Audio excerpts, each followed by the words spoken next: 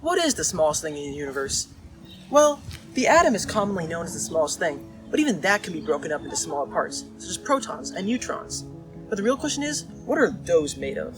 And that's where quarks come in. Quarks are some of the universe's most basic and vital parts, according to the standard model of particle physics, which describes the indivisible and fundamental particles of our universe. Within the quark subgroup, there are actually 6 different types, and they can be put in pairs with similar attributes. The most common ones are the up and down quarks, with the others having unstable masses that make them quickly decay.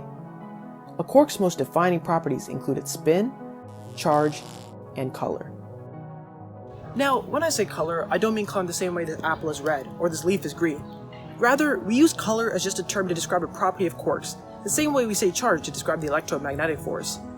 When it comes to color, each quark can either be red, green, or blue, with antiquarks, or the antimatter version of quarks, being anti-red, anti-green, and anti-blue, along with having opposite spins and charges.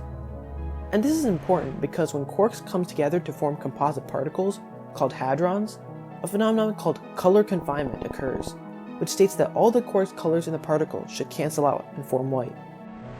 This is why particles made from quarks are typically a quark and antiquark pair, called a meson, are comprised of 3 valence quarks whose colors cancel out, which is called a baryon.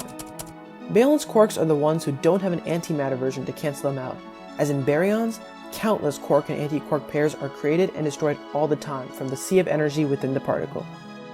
Protons and neutrons themselves are types of baryons, with the protons' valence quarks being 2 up quarks and a down quark, while the neutrons is 2 down quarks and an up quark, resulting in them having net charges of 1 and 0.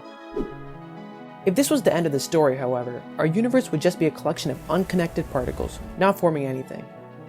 But what makes this not true and holds these quarks together is the strong nuclear force, the strongest of the fundamental forces.